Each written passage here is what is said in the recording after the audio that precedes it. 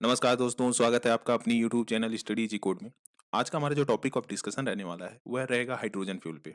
Basically recently क्या हुआ है कि जो साइंटिस्ट थे उन्होंने काफ़ी मैसिव अमाउंट में हिडन फ्यूल रिजर्व को कहीं ना कहीं फाइंड आउट किया है। हालांकि अभी तक उसका एग्जैक्ट लोकेशन पता नहीं चल पाया है, बट हाँ, इनको द्वारा बताया जा रहा है कि ऐसे जो फ्यूल है हाइड्रोजन फ्यूल वह प्रेजेंट है हमारे अर्थ के नीचे। ठीक है, तो आज हम इसी टॉपिक पे डिटेल वे में डिस्कस करेंगे। तो चलिए शुरू करते हैं इस वीडियो को। ठीक है, ये आप इकोनॉमिक्स टाइम्स का आर्टिकल देख सकते हो। इसके साथ साथ जो एनडीटीवी वर्ल्ड है इसके द्वारा भी कहीं ना कहीं इसको प्रेजेंट किया गया है, जैसे अर्थ हिडन टीजर। ठीक है, mountain of hydrogen could in fossil fuel era study finds. ठीक है, तो चलिए देखते हैं व्हाट जस्ट हैपेंड। अभी रिसेंटली एग्जैक्टली हुआ क्या है। ठीक है, अभी जो साइंटिस्टों के द्वारा एक रिसर्च स्टडी पब्लिश की गई बेसिकली साइंस एडवांस में, उसमें बताया गया कि लगभग approximately 6.2 trillion ton of hydrogen gas gas को कहीं ना कहीं आइडेंटिफाई किया गया है कि वह अंडरट्रैप्ड हैं अंडरग्राउंड रिजर्वर और रॉक्स में। मतलब जो अंडरग्राउंड हमारा रिजर्व है, हम हमारा जो पूरे अर्थ का, मैं बोल रहा हूँ, किसी पर्टिकुलर कंट्री का नहीं बोल रहा। ठीक है,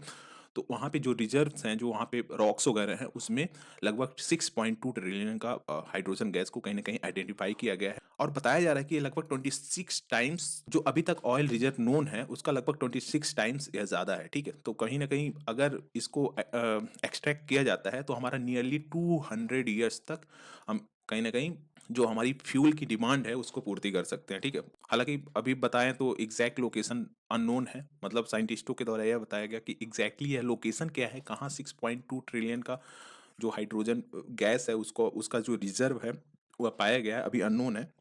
बट बताया जा रहा है उनके द्वारा कि यह चीजें अभी प्रेजेंट है हमारे अर्थ के नीचे। ठीक है, देखो कहीं ना कहीं जो हाइड्रोजन है वो एक पोटेंशियल फ्यूल होगा हमारी फ्यूचर के लिए। तो इसीलिए कहीं ना कहीं इसको आइडेंटिफाई करना, इसका एग्जैक्ट एग्जैक्ट लोकेशन पता करना is very much needed for our country, for the world as well. तो अगर साइंटिस्टों के द्वारा ये पता लगाया जाता है कि कहाँ है एग्जैक्टली, कैसे है एग्जैक्टली, तो कहीं ना कहीं हमारे लिए काफ़ी हेल्प होगा, हमारे जो जनरेशन्स आने वाली हैं उनके लिए काफ़ी हेल्प होगा। ठीक, स्टडी के द्वारा बताया जा रहा है कि जो हाइड्रोजन है वह कहीं ना कहीं अकाउंट करेगा 30% of the future energy supply. सोच सकते हो आप, 30% अगर hydrogen fuel future energy supply को इंश्योर करेगा तो कितने हाई लेवल पे इसकी डिमांड बढ़ने वाली है। ठीक है, देखो अब जो ग्लोबल डिमांड है वह expected to increase more than 5 fold by 2025। मतलब अप्रोक्सीमेटली 500 मिलियन टन एनुअली इसका डिमांड ग्रो होने वाला है फ्यूचर में अगर देखें तो। और बताया जा रहा है कि अगर हम जस्ट 2% को अगर रिकवर कर ले रहे हैं जो हाइड्रोजन फ्यूल को आइडेंटिफाई किया गया है, उससे क्या होगा, जो हमारा 2 सेंचुरी है, मतलब 200 सालों तक कहीं ना कहीं हम जो एनर्जी डिमांड है, जो हाइड्रोजन फ्यूल की डिमांड है, उसकी भरपाई कर पाएंगे, उसकी पूर्ति कर पाएंगे। ठीक है, देखो estimated hydrogen reserve could satisfy entire global demand किसी पर्टिकुलर कंट्री के बारे में बात नहीं कर रहा। ठीक है, ग्लोबल डिमांड का नियरली 2 सेंचुरी तक यह कहीं ना कहीं सेटिस्फाई कर सकता है, वह उसकी पूर्ति कर सकता है। ठीक है, ये तो मैंने बता दिया। Global demand of hydrogen is projected to approximately 500 million ton per year by 2025। अभी तक प्रीवियस जो नोशन है, अब इसको देखें एग्जैक्टली। अभी तक बताया जा रहा था कि जो हाइड्रोजन रिजर्व है हमारे अर्थ में वह रह ही नहीं सकता, क्योंकि देखो हाइड्रोजन के मॉलिक्यूल्स है वो काफी स्मॉल लेवल में होते हैं। ठीक है, जिसकी वजह से क्या होता है कि वह इजीली जो क्रैक्स होते हैं ना, जो क्रैक्स होते हैं, जो पत्थरों में, रॉक्स में जो क्रैक्स होते हैं, उसके थ्रू वह निकल जाएंगे बाहर, जिसकी वजह से एक तरह से रिजर्वायर उसका फाइंड करना अर्थ के नीचे वह अनलाइकली है। मतलब that is not possible at all. उनके द्वारा जो अभी तक प्रीवियस नोशन था उनके द्वारा यह बताया जा रहा है। बट अभी क्या हुआ है, कुछ टाइम पहले ही recent discovery of Albania and West Africa has demonstrated that significant underground hydrogen reservoir can exist।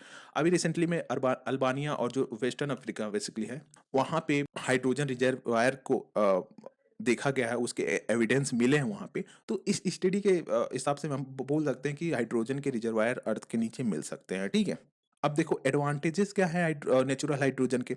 Natural hydrogen जो होगा वह कहीं ना कहीं हमारे लिए हमेशा के लिए प्रेजेंट होगा। ठीक है, जब तक नीडेड होगा। देखो natural hydrogen remain secure in underground reservoir until needed.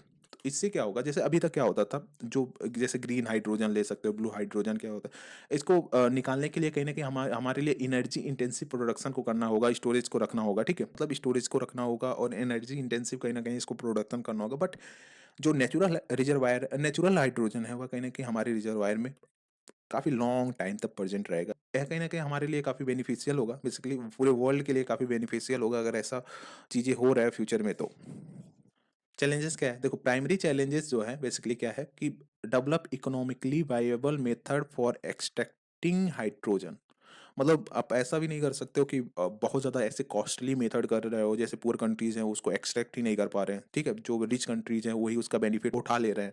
तो ऐसा नहीं होना कि आपको इकोनॉमिकली वाइबल मेथड को, मतलब जो ऐसे मेथड को इजाद करना होगा कि बहुत ज़्यादा लेस अमाउंट में भी हम उसको इजिली एक्सट्रैक्ट कर पाए, मतलब जो हमारा हाइड्रोजन गैस है अर्थ के नीचे से हम इजिली उसको एक्सट्रैक्ट कर पाए, उसके लिए ज़्यादा अमाउंट की नीड ना हो, ठीक है।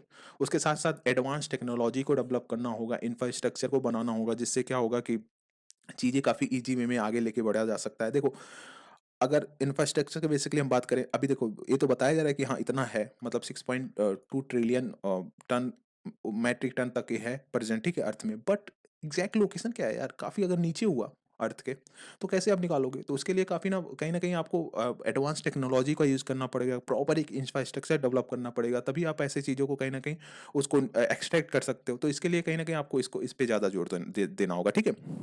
ये जो डिस्कवरी है, या कहीं ना कहीं एक सिग्निफिकेंट स्टेप हो सकता है towards reducing dependence on fossil fuel. जो हम बात कर रहे हैं कि हम जो नेट जीरो इमिशन है एक तरह से,